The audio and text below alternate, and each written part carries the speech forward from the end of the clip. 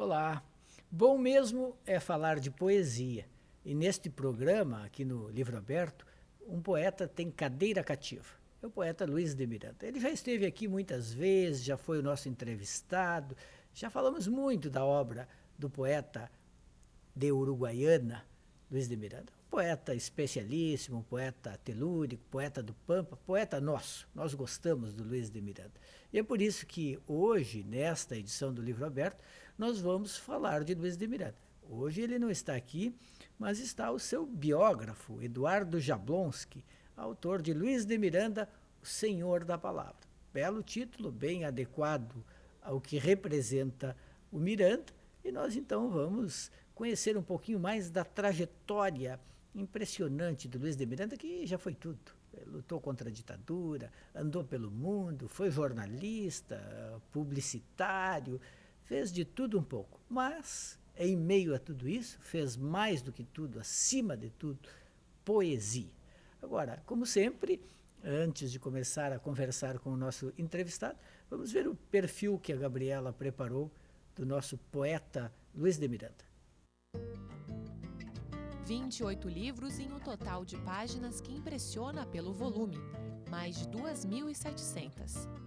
Faça um poema de 30 linhas em 3 minutos. Por enquanto, este é o resultado do trabalho de Luiz de Miranda, cuja obra poética é considerada a mais extensa do mundo, à frente de Pablo Neruda.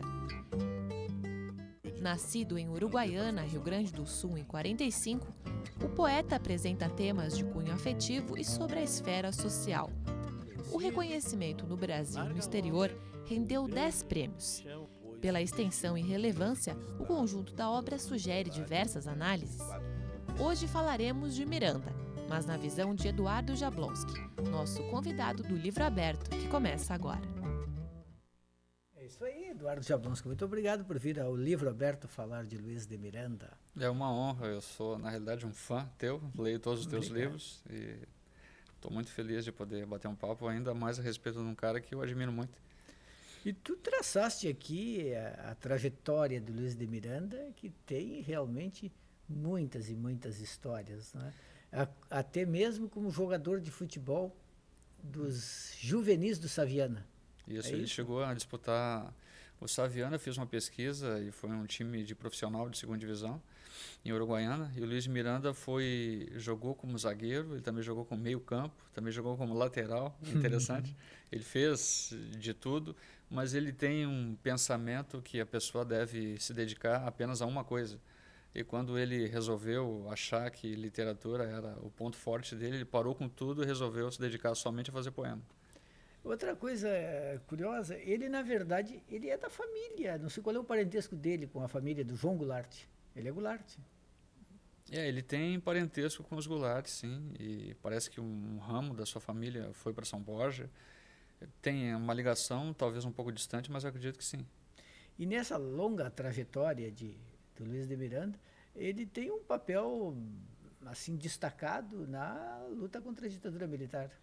Isso, ele acabou, é um cara de esquerda e foi de esquerda a vida toda. Existem várias pessoas que foram de esquerda e acabaram mudando, mas ele foi de esquerda a vida toda. Teve um amigo mais antigo dele, eu cito no livro, que acabou ensinando para ele coisas do socialismo, do comunismo, teorias, etc. O Luiz de Miranda acabou sendo levado para a China, e na China ele fez curso de guerrilha.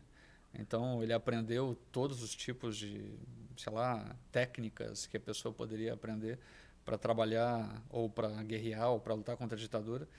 Voltou ao Brasil e se engajou em 7, 8 ou 9 movimentos armados contra a ditadura. O objetivo dele era tentar de alguma forma tirar os militares do poder, porque na realidade muita gente não sabe, mas se a pessoa lê, por exemplo, um livro Ditadura Encalacrada, do jornalista Hélio Gaspari, de 1968 a 1974, os militares chegaram a matar em torno de 100, 100 e poucas. Ditadura Encalacrada. Encalacrada. Isso. Ele publicou vários livros, são 4 ou 5 livros. E um dos títulos, é esse. Que era Encurralada. Não, Encalacrada. Encalacrada mesmo. A não ser que eu esteja equivocado, mas eu acredito que não. Eu gostei, li o livro e até escrevi um artigo a respeito. E os militares chegaram a matar em torno de 100 pessoas, de 68 a 74, que foi a parte mais dura da ditadura. Até eu fiz mestrado em literatura e eu quis fazer doutorado sobre a ditadura naquela época, a respeito dessa época. Isso em 2001 eu terminei o mestrado e em 2002 eu tentei fazer o doutorado e acabou não dando certo, o projeto não foi aceito, mas eu li muito a respeito desse assunto. E o Luiz de Miranda, ele viveu no meio, ele tentou combater essas atrocidades e tentou combater, de certa forma, eu acredito que as pessoas que se dedicam para tentar salvar a vida dos outros são uma espécie de heróis. Pois é, Eduardo, tu és jornalista, formado em letras e atualmente tu trabalhas como professor de língua, especialmente de língua inglesa.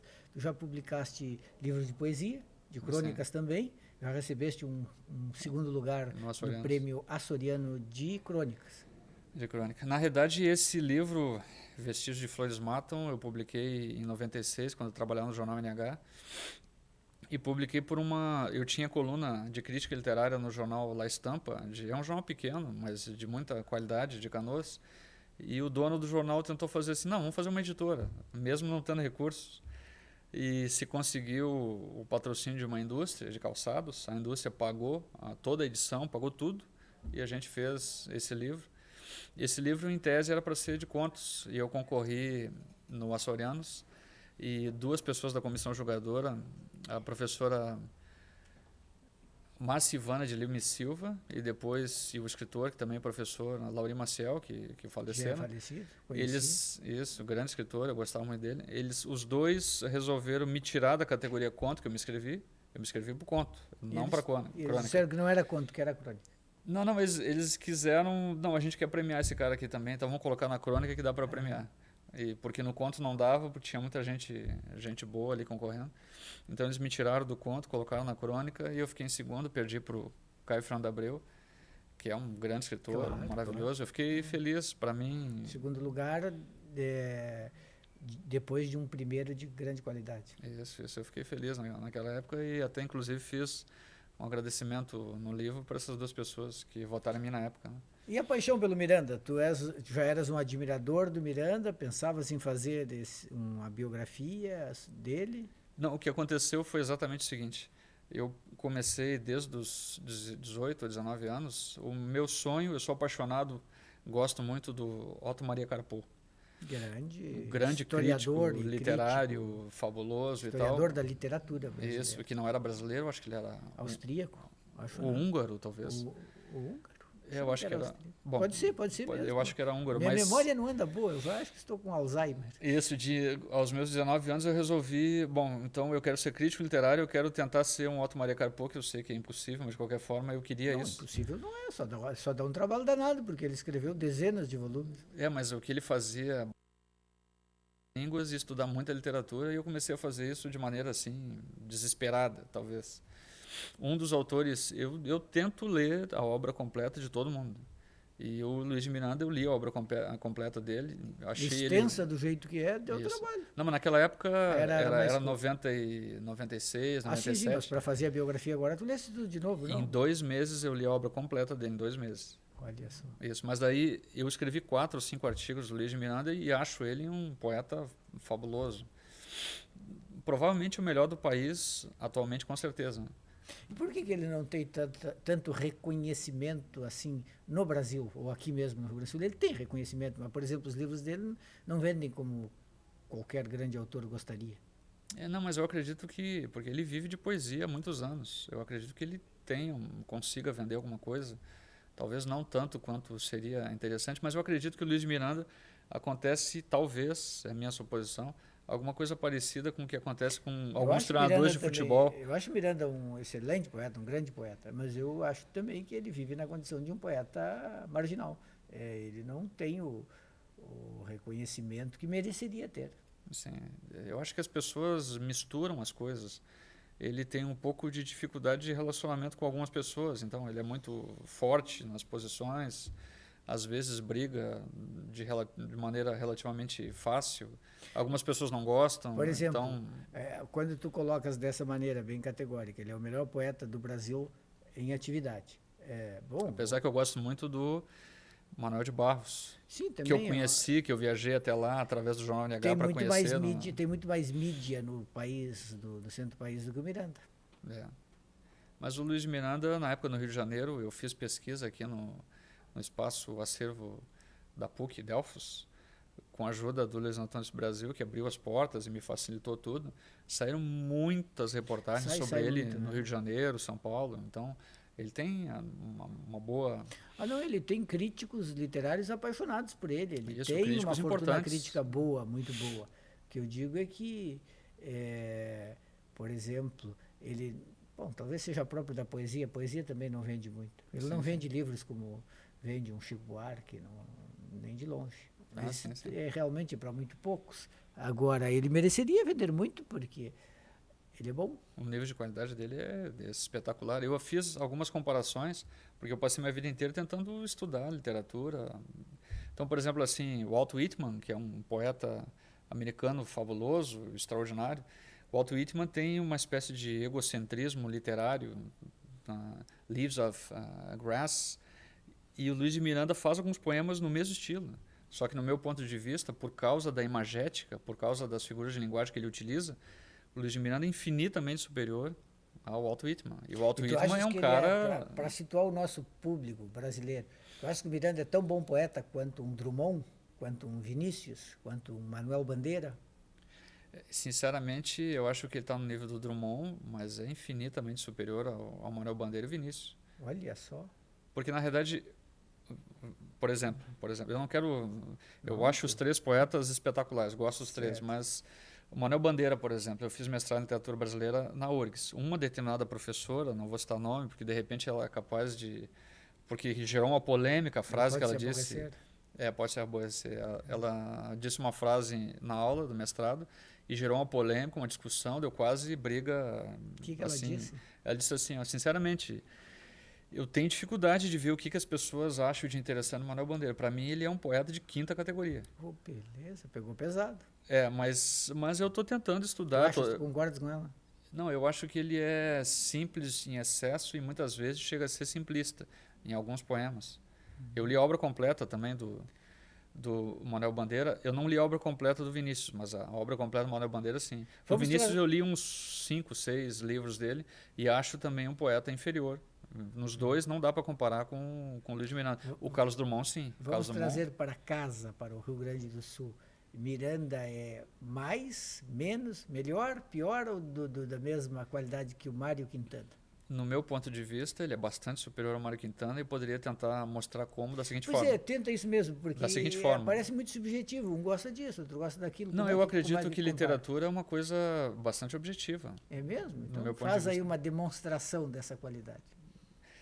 Eu tento trabalhar fazendo tradução, de vez em quando me pedem para fazer tradução de poetas, etc. Então, eu fiz algumas traduções de poetas e se a gente tem um poeta muito sofisticado, com muitas figuras de linguagem, fazer uma tradução poética, tu deve saber, domina francês, provavelmente outros idiomas, fazer uma tradução de significado é uma coisa bastante simples, mas fazer uma tradução poética, como queria Haroldo de Campos, para fazer uma tradução de transliteratura, uma tradução que tu vá realmente colocar de um verso de um poeta para outro idioma 100% daquilo que está, ou seja, todas as sílabas poéticas, toda a figura de linguagem, a rima perfeitinha, todos os detalhes, inclusive de acentuação das palavras, todos os detalhes.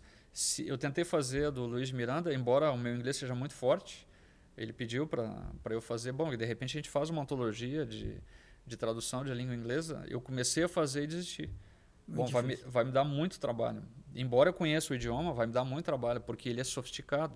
As figuras de linguagem são muito ricas.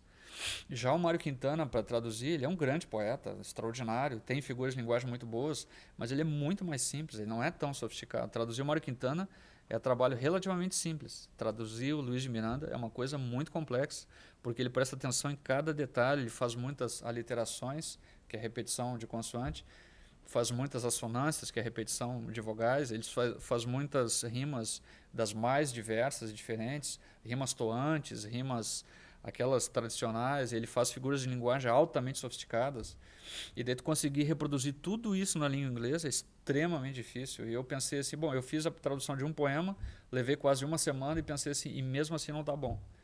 E daí, como não está bom, eu desisto. Bom, eu não quero botar o meu nome no lixo e fazer um trabalho de má qualidade, então eu desisto. E é por causa dessa sofisticação, no meu ponto de vista. Está certo que a gente pode lembrar também o que dizia o Ezra Pound, que literatura é palavra rica em significação. O Luiz de Miranda faz com que os versos dele sejam altamente ricos em significação. O Mário Quintana também faz, mas a comparação, um verso ou um poema com talvez 10, 15 figuras de linguagem altamente sofisticadas do Luiz de Miranda, a gente vai encontrar do Mário Quintana um poema de qualidade com uma figura de linguagem altamente sofisticada e muito... Ou seja, eu acho que dá mais ou menos para analisar de maneira matemática, não é uma coisa subjetiva, é coisa que tem a ver com conhecimento. E o conhecimento me leva a crer que ele é infinitamente superior.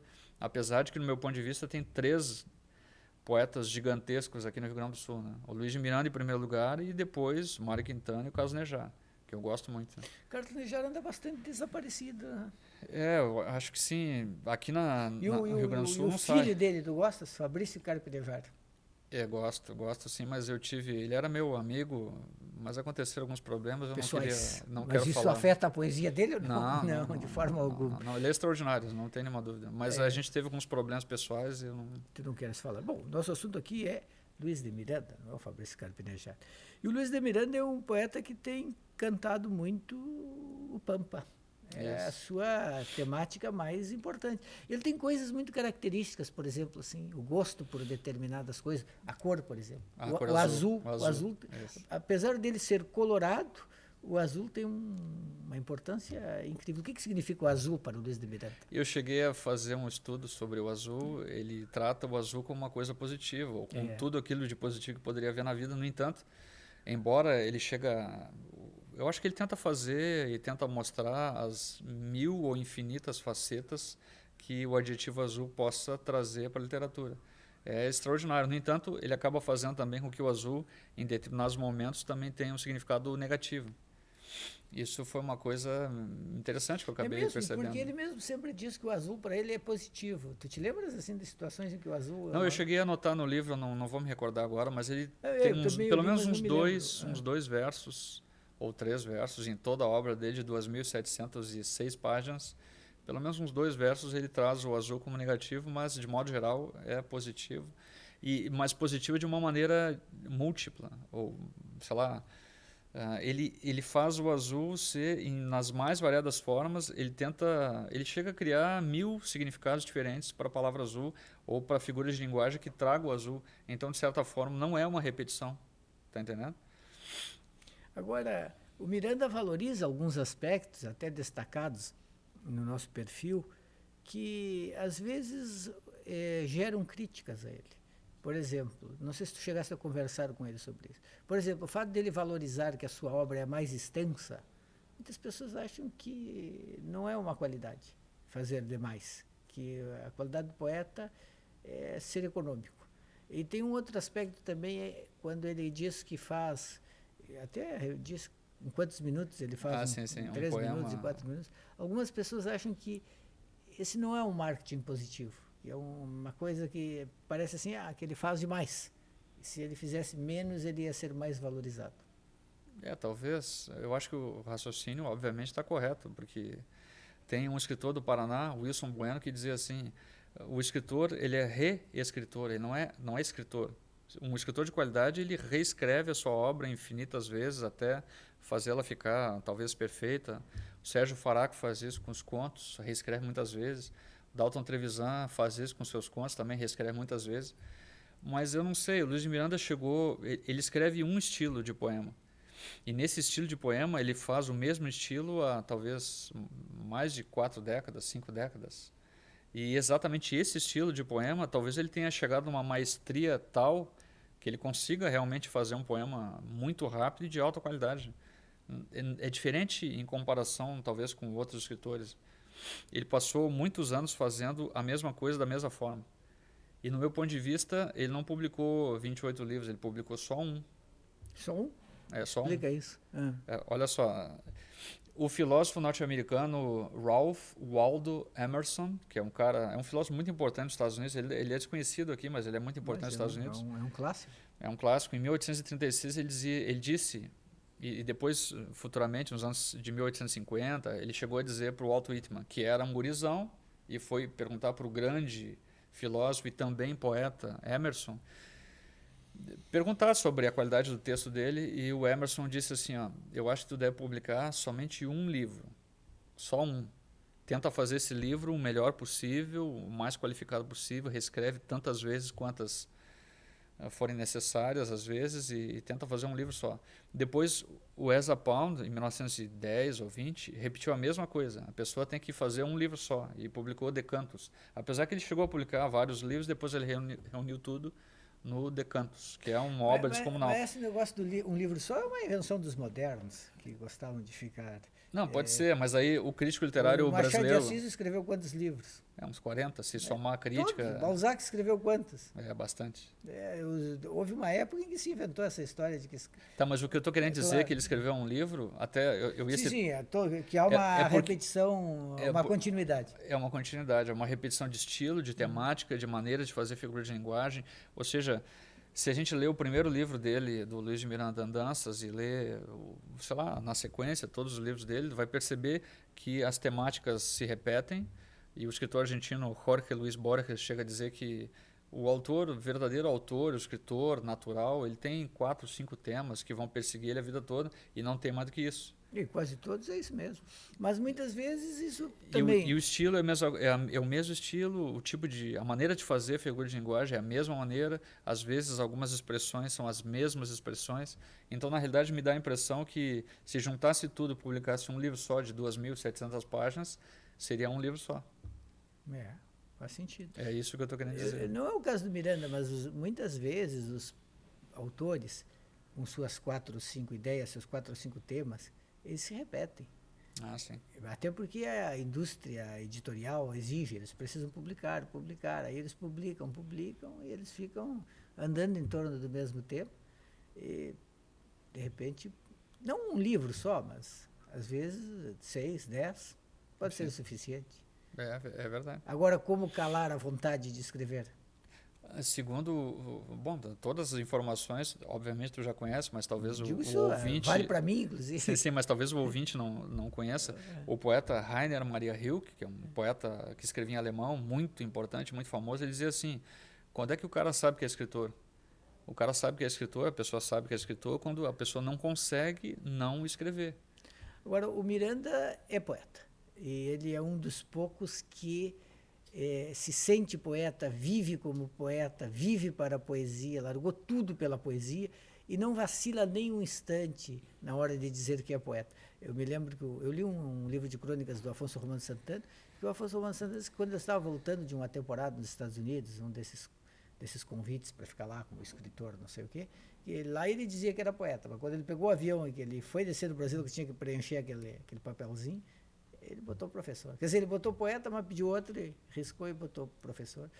Porque, no fundo, as pessoas se sentem poetas ou escritores um pouco ao lado de outra coisa, de uma profissão que dá dinheiro, que sustenta a vida e que acaba sendo mais forte. Mas o Miranda não tem vacilação quanto a isso, ele é poeta mesmo. Sim, com certeza. Eu, particularmente, não estou me comparando, obviamente, mas eu sou professor de idiomas. Também, eu sou professor, jornalista, escrevo livros.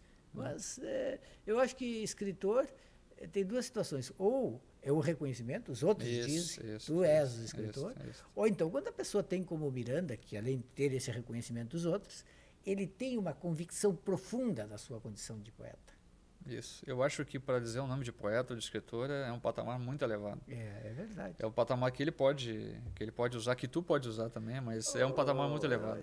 Eu sou um admirador do Miranda, digo isso para ele, acho que ele é um grande poeta. Concordo contigo, acho que às vezes ele deve ter, não conheço tanto assim, problemas de relacionamento, porque ele mereceria uma admiração maior das pessoas no dia a dia. Ele mereceria uma situação de vida mais adequada à sua estatura como poeta. Mas eu acredito que... Mas todo poeta é maldito, no fundo é isso. Talvez. Muitas pessoas não gostam de ler poesia, né? Não, a maioria não gosta. Mas alguns poetas ainda assim tiveram uma vida mais fácil, talvez, por exemplo, o próprio Drummond, que também tinha lá, era funcionário disso, daquilo. Mas escrevia crônica também, para se sustentar, para porque se sustentar.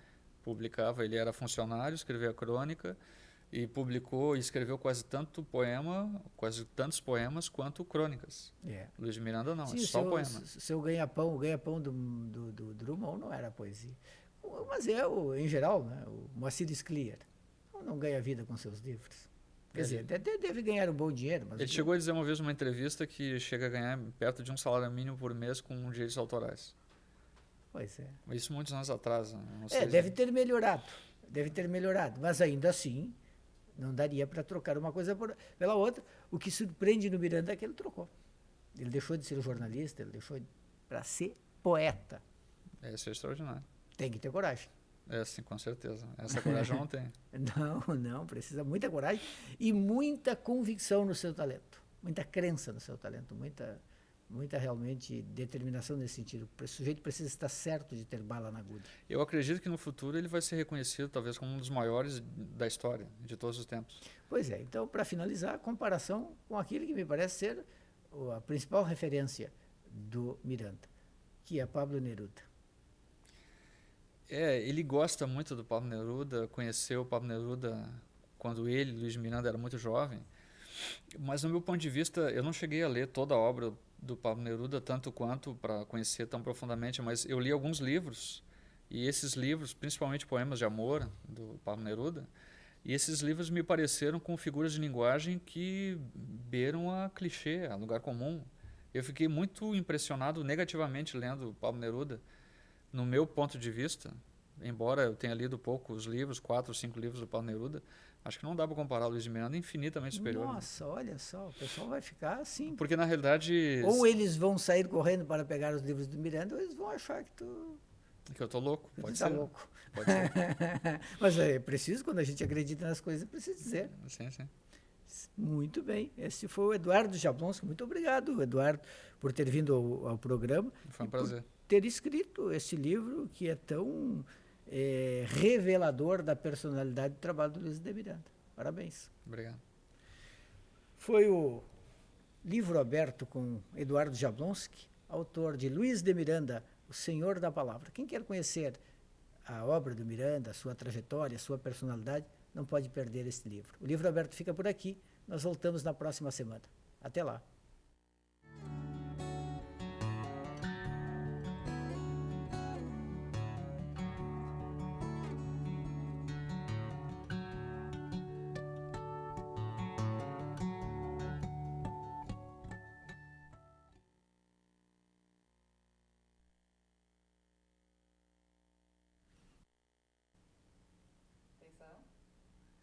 A poesia e os poetas encantam a nossa vida, mas não só. Muitas vezes eles podem até provocar pesadelos, porque são aqueles que conseguem entrar na nossa consciência. Um poeta é realmente uma antena do mundo, como dizia Ezra Pound.